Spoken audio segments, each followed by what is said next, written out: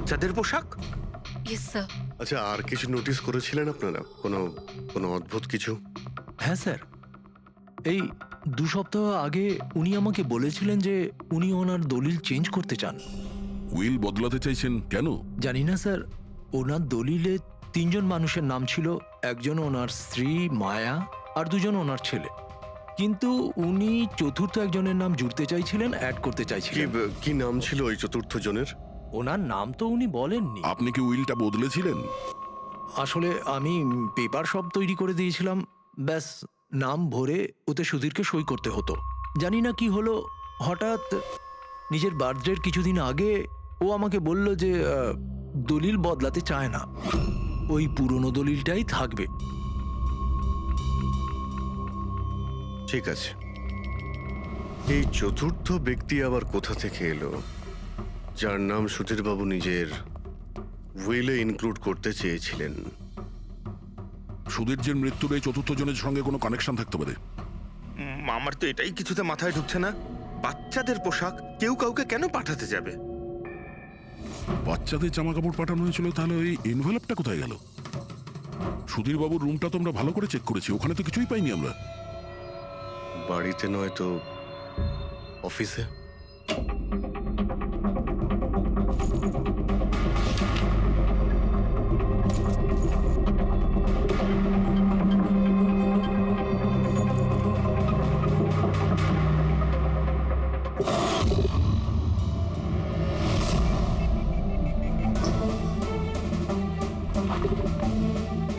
পেয়ে গেছি।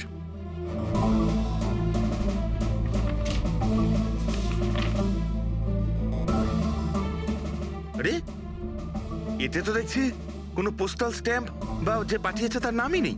তাহলে পার্সেল এখানে পৌঁছলো কি করে? মনে হচ্ছে এই এনভেলপটা সোজা কেউ কোম্পানির পোস্ট বক্সে ঢেলে দিয়েছিল।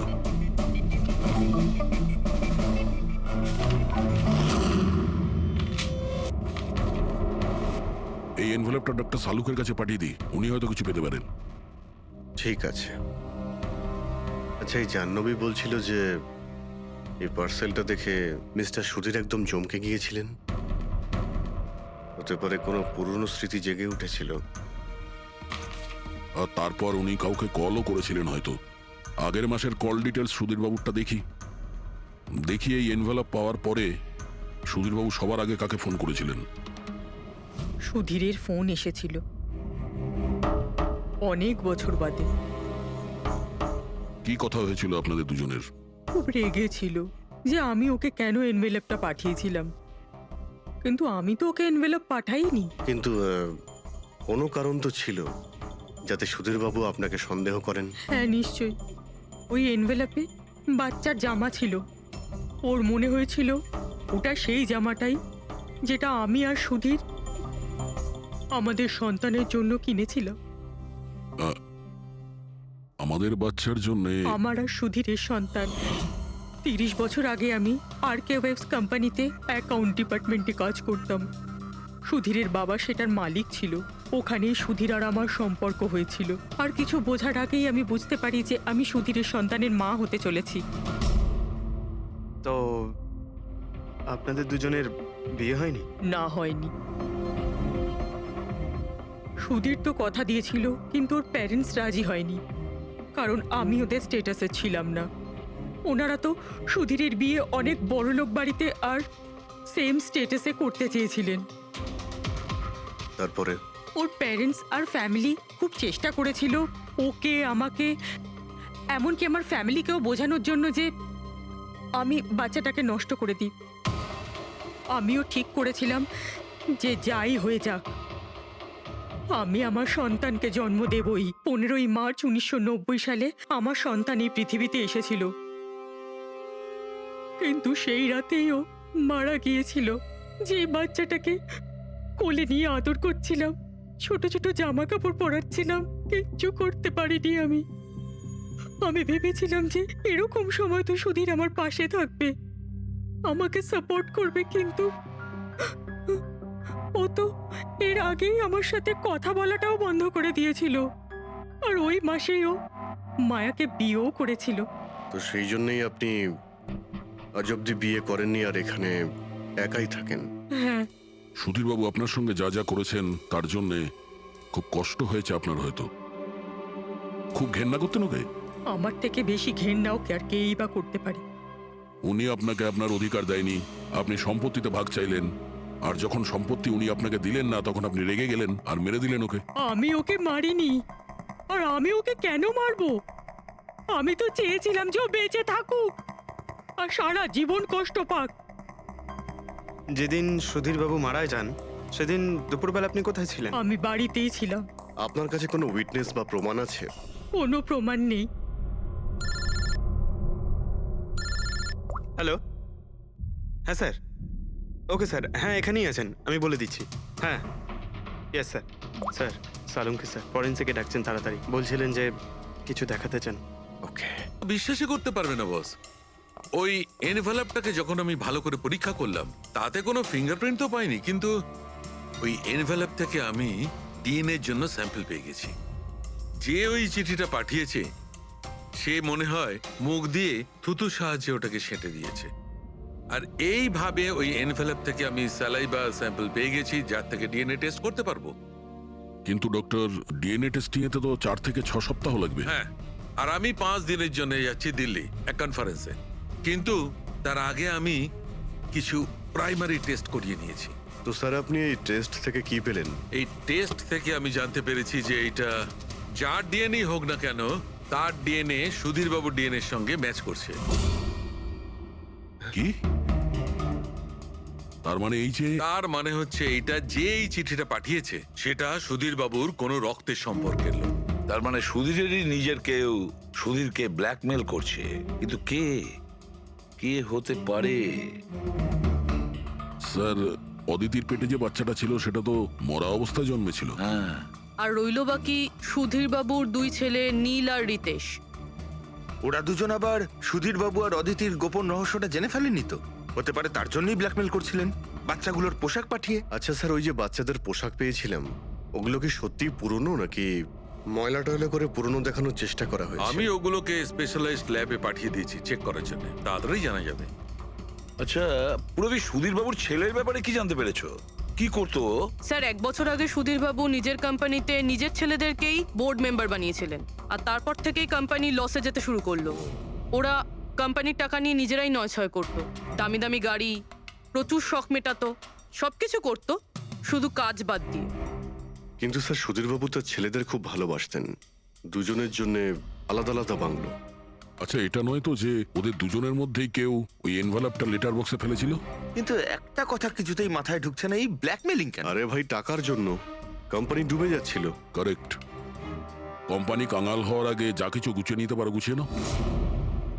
যদি সুধীর বাবুর 2 ছেলে তাদের বাবাকে টাকার জন্য ব্ল্যাকমেল করে থাকে তাহলে নিশ্চয়ই ওনার ব্যাংকের অ্যাকাউন্টে নিশ্চয়ই টাকা এসে থাকবে, খুব বড় রকমের ফিগার। একটা কাজ করো, এই দুজনের পার্সোনাল অ্যাকাউন্ট, কোম্পানি অ্যাকাউন্ট সব চেক করো, দেখো কোনো বড় অ্যামাউন্ট এসেছিল কিনা। স্যার, স্যার কিছু পেয়েছি স্যার। আরকে উইপস ইন্ডাস্ট্রি থেকে কোটি টাকা ট্রান্সফার হয়েছে স্যার। কার অ্যাকাউন্টে ট্রান্সফার হয়েছে? 1 মিনিট দেখছি। এগুলো রিতেশ আর নীলের অ্যাকাউন্টই হবে? না স্যার, প্রাইভেট অ্যাকাউন্ট, রেচেলের নামে। কোন টাকা? আপনারা কি নিয়ে কথা বলছেন? আমি কিচ্ছু জানি না। কোন টাকা? সেই টাকাটা যেটা আরকে উইপস এর অ্যাকাউন্ট থেকে তোমার অ্যাকাউন্টে ট্রান্সফার হয়েছে। এবার কিছু মনে পড়েছে? ওটা ওটা তো আমার স্যালারি। আমি ওখানে কাজ করতাম। স্যালারি? 11 কোটি স্যালারি? হ্যাঁ, তাও আবার 2 সপ্তাহের। ওই হিসাবে তো তোমার মান্থলি স্যালারি 22 কোটি টাকা হবে। কি কাজ কি করো তুমি? ব্ল্যাকমেলিং এর কাজ। তুমি আর রিতেশ দুজন মিলে সুধীর বাবুকে ব্ল্যাকমেল করছিলে। দেখো রিচেল, আমরা খুব ভালো করেই জানি যে তুমি আরকে কোম্পানিতে একদিনের জন্যও কাজ করনি। এবার পরিষ্কার করে সত্যিটা বলবে নাকি? রিতেশ কিন্তু আর নেই, তাই যত শাস্তি সব তোমাকেই কিন্তু পেতে হবে। ব্ল্যাকমেলিং আর এক্সটর্শনের শাস্তি জানো তুমি? আমি কাউকে ব্ল্যাকমেল করিনি। তাহলে সুধীর বাবু কি তোমাকে 11 কোটি টাকা এমনিই দান করে দিলেন? সুধীর আঙ্কেল তো ওই টাকা ট্রান্সফারই করেননি। তাহলে কে করেছিল? আমার বয়ফ্রেন্ড রিতেশ। ও আমাকে বলেছিল যে ওর কোম্পানির টাকা ও কিছুদিনের জন্য অন্য কোথাও রাখতে চায়। অন্য কোথাও? কেন? জানি না, আর আমি জিজ্ঞাসাও করিনি। তুমি রিতেশকে জিজ্ঞাসা করনি, আর যখন রিতেশ মারা গেল তখন পুলিশকেও বলনি। আমি ভেবেছিলাম যে রিতেশ তো আর বেঁচে নেই, তাই তাই টাকাগুলো আমি রেখে দিই। কেউ কি করে জানতে পারবে? কিন্তু সুধীর বাবুর ফ্যামিলিকে মারতে পারে কারা?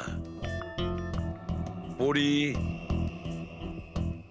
তো ভিডিও বানাচ্ছিল, আর জাহ্নবী অসুস্থ ছিল, আর জগন্নাথ নিজের ফ্যামিলির সঙ্গে ফিল্ম দেখছিল। কিন্তু অদিতির ব্যাপারে আমি কিছুই বুঝতে পারছি না। কিন্তু কে হতে পারে যে সুধীর বাবুকে এনভেলপ পাঠায়, ওই প্যাকেটটা পাঠায়? সে কে? ওর নামটা সুধীর বাবু উইলে লিখতে চেয়েছিলেন, কিন্তু লেখেননি। সে কে?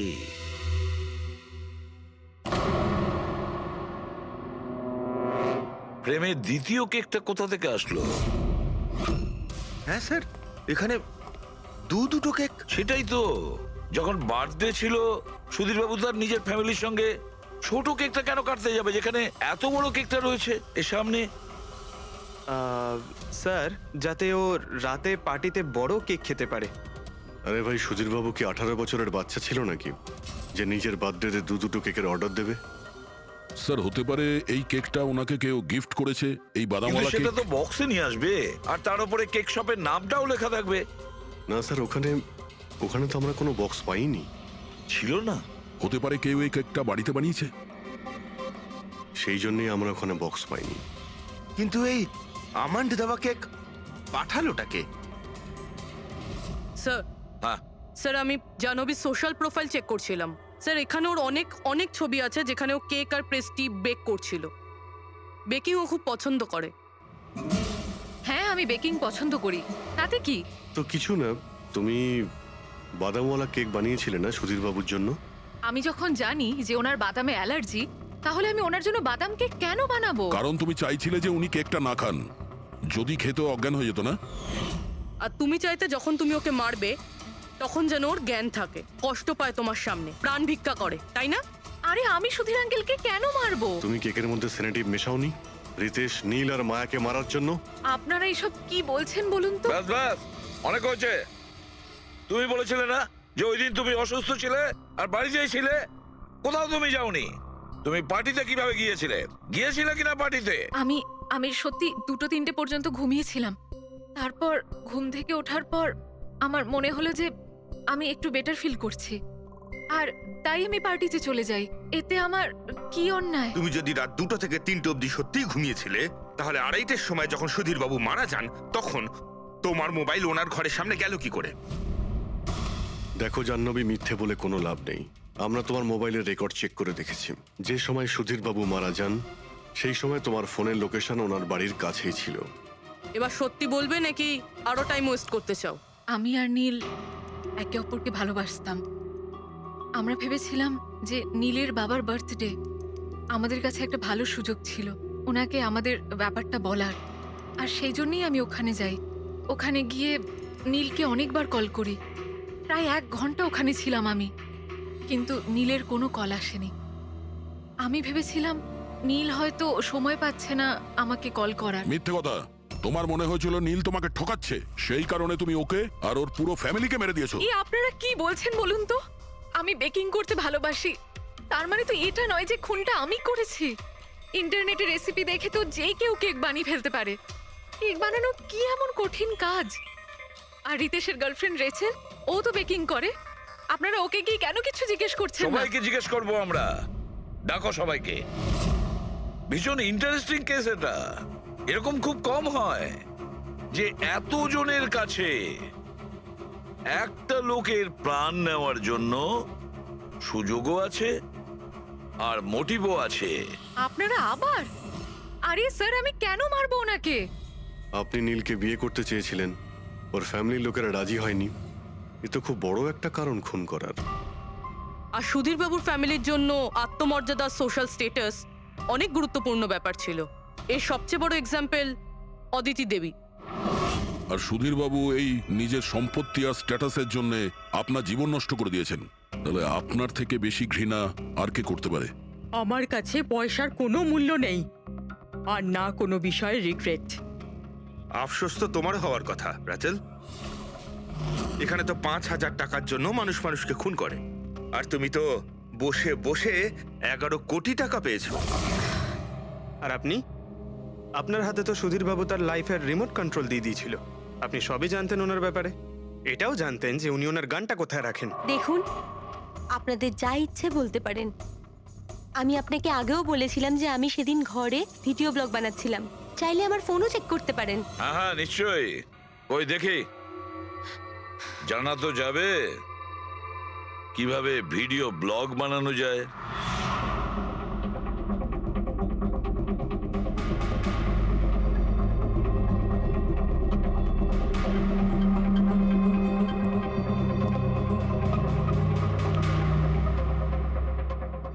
স্যার, এখন আপনি বিশ্বাস করেছেন তো যে সেদিন আমি নিজের ঘরে DIY ভিডিও বানাচ্ছিলাম? DIY তার মানে? Do it yourself. স্যার, আমি প্রত্যেকদিন নিজের ইন্টারনেট চ্যানেলে মানুষদের দৈনন্দিন কাজের ইজি পদ্ধতি দেখাই। Do it yourself. স্যার, হ্যাঁ নিউজ পেপারটা দেখুন, ডেটটা ওই একই। হ্যাঁ সেটাই তো আছে। মানে ভিডিও ওই দিনই শুট করা হয়েছিল? স্যার, হ্যাঁ পুরবি। স্যার আমি মেমোরি কার্ডের ডেট আর টাইম চেক করেছি। এই ভিডিওটা ওই দিনই তৈরি করেছিল, 2টো থেকে 4টের মধ্যে। আচ্ছা, আর স্যার, ওরির মোবাইল লোকেশন ক্রস চেক করেছিলাম আমরা, তাতে দেখলাম ও সেদিন বাড়িতেই ছিল। পুরবি একটা কাজ করো, এই 4 জন লেডিসকে আলাদা ঘরে বসাও। স্যার হুম। চলো।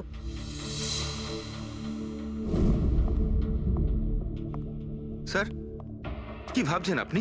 সমস্ত প্রমাণ তোর পক্ষেই দেখছি। এই কেসটা তো আমি অন্ধকারে ডুবে যেতে দেখছি। ঠিক একটা কথা তো পরিষ্কার, যখন অন্ধকার হয় তখন কোনো ছায়া পড়ে না, কিন্তু আমার মনে হয় এই পুরো কেসটাই ছায়ারই খেলা। সানডাইল জানো তো? সানডাইল এই জিনিসটা আসলে সূর্যের আলো কোন দিকে যায় সেই অনুযায়ী টাইমটা দেখায়। হ্যাঁ, সানডাইল এমন একটা জিনিস যেটা থেকে আমরা আকাশের সূর্যের পজিশনটা বুঝতে পারি, যেটা থেকে আমরা সময়টা আন্দাজ করতে পারি। এবার দেখো, আমাদের পৃথিবী ঘুরতে থাকে আর সেই জন্য সূর্যের অ্যাঙ্গেলটাও বদলে যায়, যেটার কারণে সানডাইলে ছায়ার পজিশনটা বদলাতে থাকে। আব, এটা তো মাথায় ঢুকে গেছে স্যার, কিন্তু এটার এই কেসটার সাথে কি সম্পর্ক বলুন এর তো? সঙ্গে সম্পর্ক আছে ফেডরিক। পরি, এই পুরো প্রমাণগুলোই আমরা পরীর কাছ থেকে কালেক্ট করেছি। পরি সে এমন একজন কেউ পুরো এভিডেন্স গুলো ম্যানিপুলেট করতে পারে, মেমোরি কার্ডের ডেটটাও চেঞ্জ করতে পারে, পুরো এভিডেন্সেস কন্ট্রোল করতে পারে, কিন্তু সূর্যকে কন্ট্রোল পরি করতে পারে না। ভুলে যেও না যে সূর্য কোনো সময়ই ভুল সময় সে দেয় না। তার মানে ওরি ভিডিওতে ডেট আর টাইম দুটোই চেঞ্জ করে দিয়েছে? হয়তো চেঞ্জ করেছে বা করেনি, কিন্তু এখন আমরা এই ছায়াকে প্রশ্ন করব যে পরি সত্যি বলেছে না মিথ্যে বলেছে।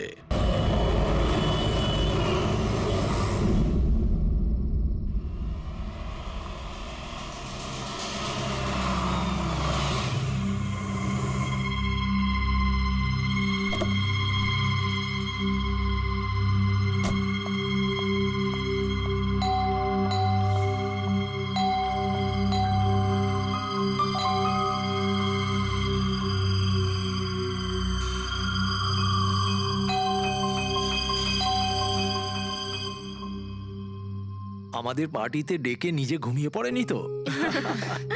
স্যার, ও নিজের জন্মদিনের পার্টিতে কি করে ঘুমাবে? আরে ওকে কিছু বিশ্বাস নেই, 60 বছর বয়স হয়েছে। সুধীর, বাইরে আয় ভাই। হ্যালো। পার্টি আজকেই তো নাকি কাল? হ্যাঁ, পার্টি আজই, আই এম শিওর। আমি ওকে একবার ফোন করে দেখি।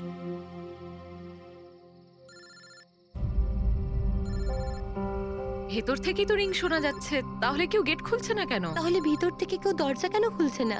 আমি বললাম না 60 বছর বয়স, এখনো বাচ্চা আছে। Sudhir,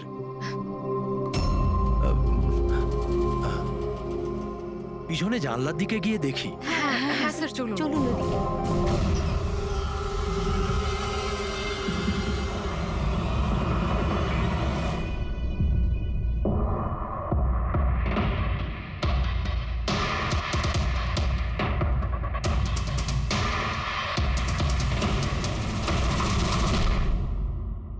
emergency medical card.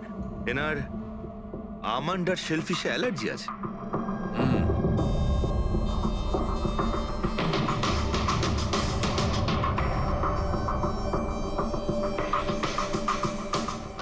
Sir কেকটাও পুরো খাওয়া হয়নি। এই দেখুন, মনে হচ্ছে কেক কাটার কিছুক্ষণের মধ্যেই এরা সবাই মারা গিয়েছেন।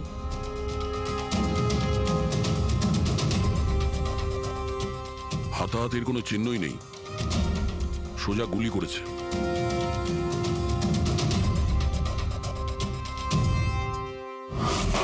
এইভাবেই গুলি চালিয়েছে।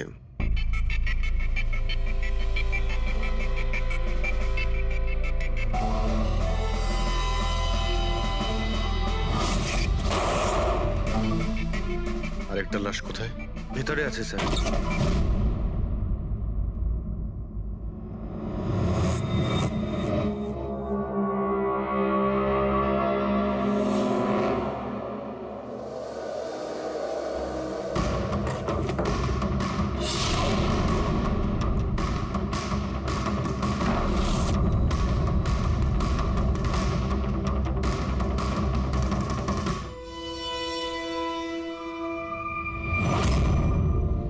গান কেস, কিন্তু এ তো পুরো খালি।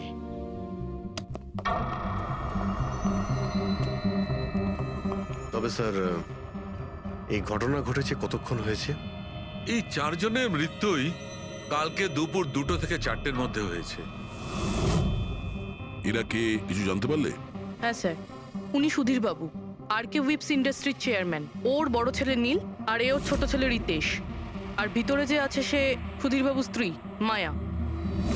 স্যার, নীল আর রিতেশ দুজনেই আর কে উইভস কোম্পানির বোর্ড মেম্বার ছিল, কিন্তু কোম্পানির অবস্থা খুবই খারাপ ছিল, বন্ধ হওয়ার জোগাড়। প্রচুর ধার বাকি হয়ে গেছিল, আর বাজারের ধারও মেটাতে পারছিল না, সমস্যা বেড়েই চলেছিল। তাহলে এখানে সেলিব্রেশন কি জন্য হচ্ছিল? স্যার, সুধীর বাবুর 60তম জন্মদিন ছিল। বার্থডে সেলিব্রেট করছিল? তাহলে নিশ্চয়ই আরো অনেকে এসেছিল। অফিসের কিছু লোক এসেছিল স্যার, আর ওদেরকে জিজ্ঞাসাবাদ করে ছেড়ে দিয়েছি। এরা সবাই এখানে একসাথে থাকতো কি? না না স্যার, এখানে তো শুধু সুধীরবাবু আর মায়া থাকতেন। সুধীরবাবু নীল আর রিতেশের জন্য আলাদা আলাদা বাংলো কিনে রেখেছিলেন, এরা দুজন ওখানেই থাকতো। আজকে তারা বাবার জন্মদিন পালন করতে এসেছিল। স্যার, সন্ধেবেলায় অনেক বড় একটা পার্টি হওয়ার কথা ছিল। কেক কাটার কিছুক্ষণের মধ্যেই সবাই মারা যায়। পার্টি প্ল্যান যারা করেছিল সেই টিমটা এসেছিল, কিন্তু কেউ দরজা খোলেনি দেখে চলে গিয়েছিল। বস, আমার মনে হচ্ছে না যে কেউ বাইরে থেকে এসেছিল। যা কিছু ঘটেছে এই 4 জনের মধ্যেই ঘটেছে। কিন্তু বাড়িতে তো কোনো চাকর অবশ্যই থাকবে। আছে তো, চাকর আছে তো, কিন্তু তারা গ্রামে গেছে। সুধীরবাবু শুধু আজকের জন্য একজন সার্ভেন্ট হায়ার করেছিলেন, সে কাল সকালে কাজ করে গেছিল, আর পার্টি শেষ হওয়ার পরে আজকে এসে পরিষ্কার করার কথা ছিল। পার্টি শেষ হওয়ার আগেই সবকিছু শেষ হয়ে গেছে। মনে তো হচ্ছে এটা মার্ডারই। সরি ডক্টর সালুকে, আমার এটা মনে হচ্ছে যে এই 4 জন ছাড়াও এখানে আরো একজন ছিল, যে বাইরে থেকে ভেতরে এসেছিল। একটু মন দিয়ে দেখো, এখানে কোনো হাতাহাতির কোনো চিহ্ন নেই, আর প্রত্যেকটা জিনিস নিজের জায়গাতেই আছে। এটা মনে হচ্ছে যে কেউ কেকের মধ্যে কিছু মিশিয়ে দিয়েছিল, যেটা খেয়ে এরা 4 জনই অজ্ঞান হয়ে গেছিল। তারপরে ওই 5 নম্বর লোকটা বাড়ির মধ্যে ঢুকলো, এসে সবাইকে গুলি করে দিল। এটা বস 100% মার্ডার। মার্ডার আর সুইসাইডও। আচ্ছা, তোমরা তো নিশ্চিতভাবে কি করে বলছো? স্যার, এই দেখুন, বাকি 3টে লাশের কাছে স্ট্রাগলের কোনো চিহ্ন মাত্র নেই, শুধুমাত্র সুধীরবাবু ছাড়া। এনার পা ভাঁজ হয়ে রয়েছে, অনেকটা ব্লাডও বেরিয়েছে। আমার মনে হয় যখন ওনার গুলি লাগে তখন উনি বেঁচে ছিলেন। যদি উনিও কেক খেয়ে বাকিদের মতো অজ্ঞান হয়ে থাকতেন, তাহলে ওদের মতোই পড়ে থাকতেন। ইনি প্রথমে 3 জনকে গুলি করেন আর তারপর সুইসাইড করেন, এরকম মনে হচ্ছে। যদি এটাই হয়তো, তাহলে যে বন্দুক দিয়ে গুলি করা হয়েছিল সেটা কোথায়? সেটা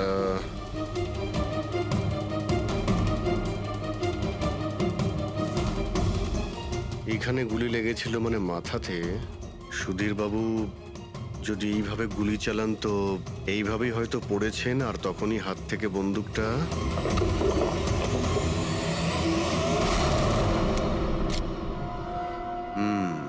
এই হলো বন্দুক। স্যার, এই দেখুন, রিতেশের ফোনটা পেলাম। স্যার, ও কেক কাটার কিছুক্ষণ পরেই নিজের সোশ্যাল পেজে এই সেলফিটা পোস্ট করেছে। বলছিলাম না, এখানে পঞ্চম ব্যক্তি থাকতেই পারে না। কিন্তু বুঝতে পারছি না কেন আমার এখনো সন্দেহ আছে। দেখুন, সন্দেহ করা তো আমাদের কাজ। একটা কাজ করে যতগুলো এভিডেন্স আছে, যতগুলো জিনিস আছে, সব বিউরোতে নিয়ে যাই, দেখি এসিপি স্যার কি বলেন। গোলমাল মনে হচ্ছে। বস, আমি ওদের পেটের মধ্যে কেকের টুকরো পেয়েছি, ওই যে কেক ওরা খেয়েছিল। ওই কেকের মধ্যে সেনেটিভ মেশানো ছিল, নেশার ওষুধ। সেনেটিভ? 3 জন খেয়েছে আর অজ্ঞান হয়ে গেছে। 4 জনই? না, 3 জন। নীল, রিতেশ আর মায়া, ওদের 3 জনের পেটের মধ্যেই শুধু কেকের টুকরো পাওয়া গেছে। তার মানে সুধীর বাবু ওই কেকটা খাননি? না দয়া, সুধীর শুধু একজনই ছিল যে গুলি চলবার সময় অজ্ঞান হয়নি। কি সুধীরবাবু নিজের জন্মদিনে এই কেক খাননি? হয়নি, কারণ ওই কেকের মধ্যে বাদাম মেশানো ছিল। কিন্তু স্যার, ওনার বাড়ির লোকের তো নিশ্চয়ই জানা আছে যে ওনার বাদাম থেকে অ্যালার্জি ছিল। এক্স্যাক্টলি। তাহলে এই কেক আনলো কেন? অদ্ভুত ব্যাপার। সুধীর বাবুর বার্থডে ছিল আর কেক ওই 3 জনই খেয়েছিল। কেক 3 জনে খেয়েছিল, কিন্তু ওখান থেকে যে বন্দুকটা পাওয়া গেছে তাতে 4টে গুলি খরচ হয়েছে, যেগুলো এদের গায়ে লেগেছে। অদ্ভুত ব্যাপার যে ওর ওপর সুধীরের আঙুলের ছাপ আর আছে। ওই বন্দুকটাও তো সুধীর বাবুর নামেই রেজিস্টার করা। তো সুধীর বাবু প্রথমে ওই 3 জনকে গুলি করে আর তারপর নিজে সুইসাইড করে। কিন্তু কেন? ঝামেলা এড়ানোর জন্য।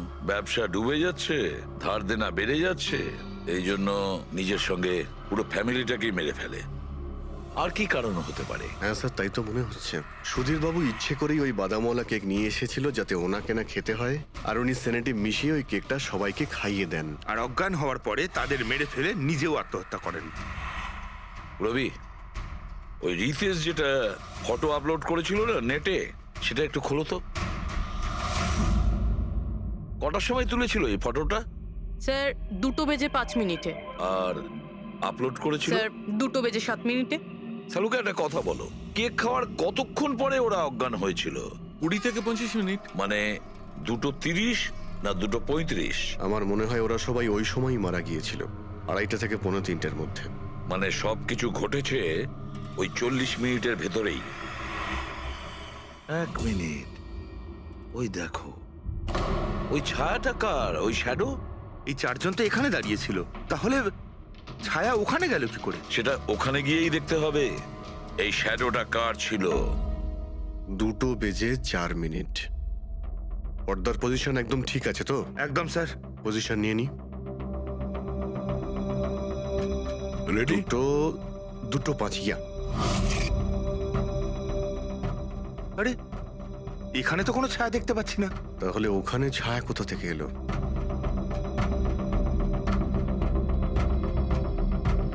রোদটা এই দিক থেকেই আসছে। পুরবি, তুমি ওইখানটা গিয়ে দাঁড়াও তো। ইয়া, ব্যাস। হ্যাঁ, এইখানে ছায়াটা দেখা যাচ্ছে, ঠিক যেমনটা ওখানে ছিল, সেম টু সেম। আমি ঠিকই বলেছিলাম, এখানে কোনো 5 নম্বর লোক ছিল। আর সে ওখানেই দাঁড়িয়েছিল যেখানে আমি দাঁড়িয়েছিলাম। এই সেই লোকটাই হবে যে সুধীর বাবু আর তার পরিবারকে মেরেছে।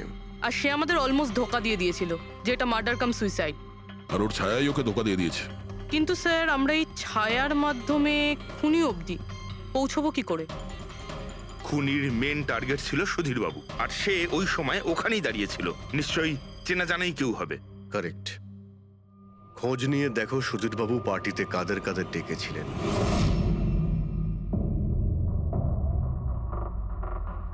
স্যার, আমি পড়ি। তুমি সুধীরের এক্সিকিউটিভ অ্যাসিস্ট্যান্ট? হ্যাঁ। স্যার, আমি Jahnavi. Marketing head. Yes sir. হ্যাঁ স্যার, আমি জগন্নাথ, আমি কোম্পানির লয়ার। আর সুধীর বাবুর পার্সোনাল লয়ারও। আগে হ্যাঁ, কিন্তু আপনারা আমার কাছে কি জানতে চাইছেন? সুধীর বাবুর কোম্পানিতে প্রায় 300 লোক কাজ করতেন, কিন্তু উনি পার্টিতে শুধু আপনাদের 3 জনকেই ডাকলেন। এরকম কিসের বিশেষ সম্পর্ক ছিল আপনাদের সঙ্গে সুধীর বাবুর? স্যার, আমি আগেও বলেছি যে আমি ওনার এক্সিকিউটিভ অ্যাসিস্ট্যান্ট। তো একজন এক্সিকিউটিভ অফিসারের সঙ্গে এতটা পার্সোনাল রিলেশনশিপ? স্যার, আমি ওনার শুধু কাজই না, বরং ওনার পার্সোনাল লাইফও ম্যানেজ করতাম। আই মিন পার্সোনাল আর প্রফেশনাল দুটোই। আর ওই দিনও আমি পার্টি ম্যানেজ করতে গেছিলাম, সেলিব্রেট করতে না। আর উকিল বাবু আপনি? স্যার, আমি আর সুধীর হলাম ছোটবেলাকার বন্ধু। ওর বার্থডে আর আমি যাব না, এটা কি করে হতে পারে? আর আপনি, আপনাকে কেন ইনভাইট করেছিল সুধীরবাবু পার্টিতে? স্যার, আমাকে সুধীর স্যার না, নীল ইনভাইট করেছিল। আমি আর নীল খুব ভালো বন্ধু ছিলাম। I see. তো আপনি ওনার পুরো শিডিউল ম্যানেজ করতেন। হুম। তো এই বার্থডে পার্টির দিন কেউ কি আসার কথা ছিল? কোনো মিটিং রেখেছিলেন আপনারা? স্যার ওই দিন ব্যাংক হলিডে ছিল, তার জন্য কোনো মিটিং বা অ্যাপয়েন্টমেন্ট ছিল না। আর ওনার বার্থডে ছিল, তাই উনি পুরো দিন ওনার ফ্যামিলির সাথেই কাটাতে চাইতেন। দুপুর 2টো থেকে 3টের মধ্যে আপনারা কোথায় ছিলেন? স্যার আমি তো আমার বাড়িতেই ছিলাম, ভ্লগ বানাচ্ছিলাম। V blog? Video blog. আমার একটা ইন্টারনেট চ্যানেল আছে যেখানে আমি ভিডিও বানিয়ে আপলোড করি। স্যার আমি বাড়িতে ঘুমোচ্ছিলাম, আমার শরীরটা ঠিক ছিল না। স্যার আমি আমার ফ্যামিলির সাথে ফিল্ম দেখতে গিয়েছিলাম। আচ্ছা, কিছুদিনের মধ্যে সুধীরবাবুর ব্যবহারে কোনো পরিবর্তন দেখেছিলেন আপনারা? হ্যাঁ স্যার, আমি একটা জিনিস নোটিস করেছিলাম। স্যার আজ থেকে ঠিক 1 মাস আগে আমাদের মিটিং চলছিল।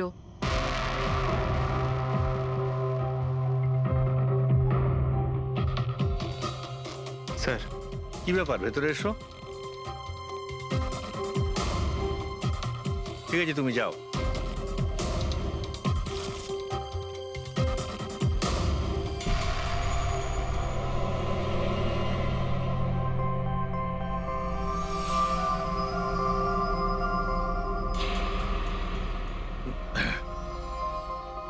Sorry gentleman, meeting is over.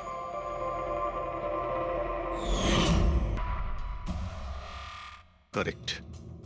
এই সেটিংটা একদম সেরকমই হয়েছে যেমন পরীর ভিডিওতে ছিল। আর রোদও সেই রকম আছে সেদিন যেরকম ছিল। শুধু পরীর জায়গায় পুরবি দাঁড়িয়ে আছে। স্যার আমরা এখানে কি করব? আগামী 6 ঘন্টা পর্যন্ত পুরবীকে এইভাবেই দাঁড়িয়ে থাকতে হবে যেভাবে ভিডিওতে পরী দাঁড়িয়েছিল। আমরা এটাই দেখতে চাই যে যদি পরী সত্যি কথা বলে তাহলে 2টো থেকে 4টের মধ্যে পুরবীর মুখে ঠিক সেই জায়গা থেকে রোদ্দুর পড়বে যেমন পরীর মুখে ছিল। আর স্যার যদি আমার ছায়া পরীর ছায়ার সাথে ম্যাচ না করে তো? তো দেখতে হবে। ক্যামেরা অন করো।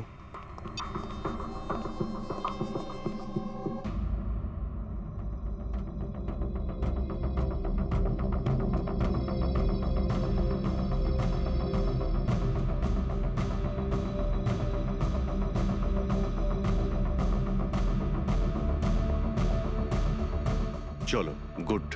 ওকে পুরবী, রিল্যাক্স। আচ্ছা কি আছে এই ভিডিওতে? আরে দেখতে দাও ভাই।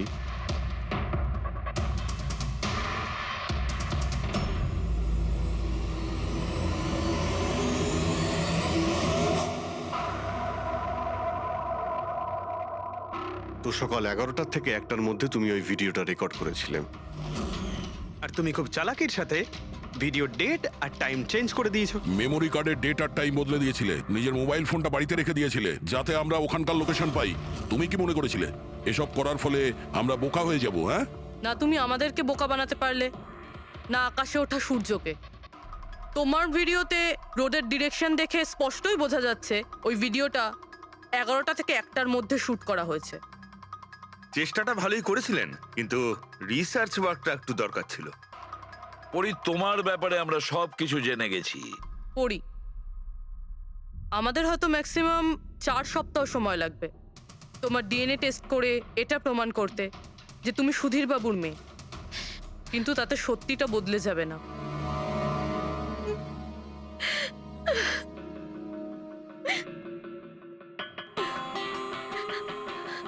আমি ওনাকে মারতে চাইতাম না, একদমই মারতে চাইতাম না ওনাকে।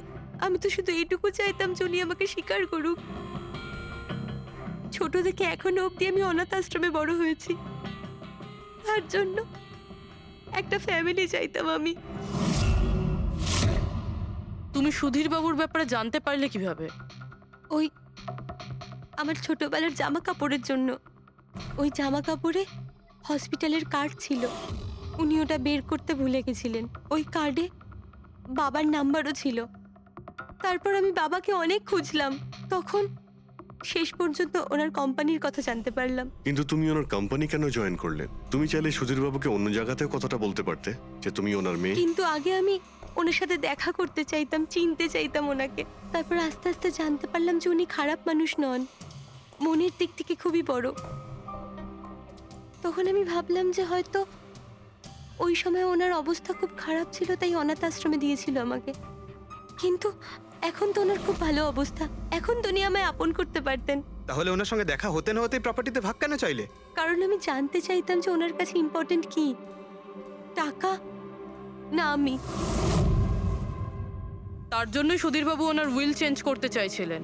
হ্যাঁ, আর এটা শুনে আমি খুব খুশি হয়ে গেছিলাম। কিন্তু সুধীর বাবু তার সিদ্ধান্ত বদলে ফেলেছিলেন, যেটা তুমি সহ্য করতে পারোনি। স্যার, ও সব ওনার ওয়াইফ আর ওনার মেয়ের জন্য হয়েছিল। ওরা এটা সহ্যই করতে পারছিল না যে বাবা আমার নাম উইলে অ্যাড করছিল। অর্থাৎ আরও একবার সুধীরবাবু আপনাকে মেনে নিতে অস্বীকার করলেন। হ্যাঁ, আর এইবারও ঠিক ফ্যামিলির জন্যই। উনি একদম বদলাননি, উনি একদম ঠিক আগের মতোই ছিলেন। সেলফিশ, সুবিধাবাদী, দায়িত্বজ্ঞানহীন। সহজভাবে নিজের ভাগটা পাননি বলে ওনাকে ব্ল্যাকমেল করতে শুরু করে দিলেন। না, আমি যখন ওনাকে প্রথম এনভেলপ পাঠিয়েছিলাম তখন আমার এরকম উদ্দেশ্য ছিল না। আর না আমি এতটাই বোকা যে এনভেলপ নিজের মুখ দিয়ে সিল করব। আমি তো এটাই ভাবতাম যে অ্যাটলিস্ট উনি আমাকে নিজের ফ্যামিলিতে ইনক্লুড করুক, আমার নিজেরও একটা ফ্যামিলি হোক। আর তার জন্যই আমি বাবার জন্মদিনের দিন নেশাযুক্ত ওষুধ দিয়ে বাদামের কেক নিয়ে ওনার বাড়িতে গেছিলাম। Happy birthday to you.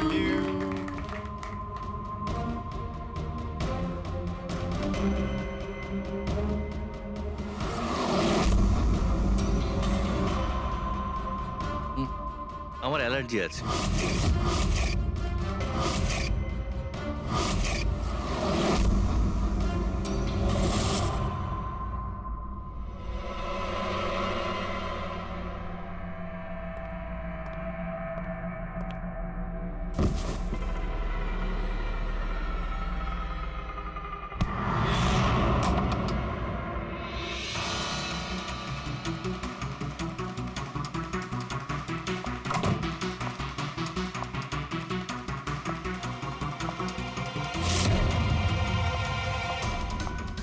বাবা,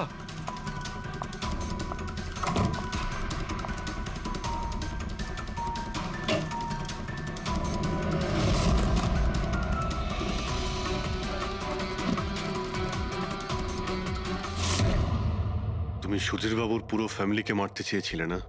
তোমার লক্ষ্য পূরণ হয়েছে। এবার তোমার সঙ্গে ওনার ফ্যামিলির লাস্ট মেম্বারও শেষ হয়ে যাবে। জেল যাওয়ার আগে আমরা তোমার সঙ্গে কারোর সঙ্গে দেখা করিয়ে দিতে চাই।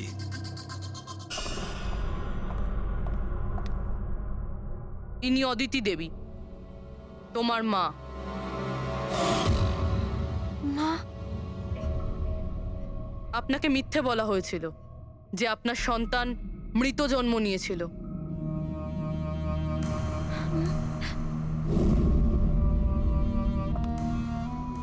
মা,